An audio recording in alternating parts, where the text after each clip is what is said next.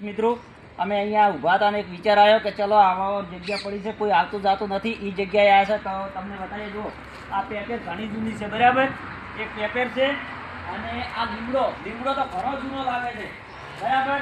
તમે જોઈ શકો છો એની હાઈટ 50 ફૂટ ઉપર છે. નજીક લાવો અને જુઓ આ જુઓ, નજીક લાવો. આ જુઓ આવું કોઈક જ જગ્યાએ જોવા મળે. કેટલો ગુંદર ફૂટેલો છે જુઓ, નજીક બતાવો. આ ગુંદર કેટલો છે, આ ગુંદર જુઓ, તમે જોઈ શકો છો કેટલો ગુંદર છે. ઠે ટોક સુધી ગુંદર છે. અને અહીંયા એક મંદિર આવેલું છે, બરાબર. એક મંદિર છે.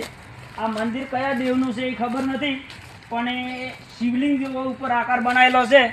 તો કોઈ આવી અવાવર જગ્યા હોય તો તમને મોકો મળે તો એનો એમ કે જોજો અને થોડું નિરીક્ષણ કરજો કે પહેલાં કેવું હતું ને કેવું આ મંદિરો હતા, આવા રહેવા માટે જગ્યાઓ હતી.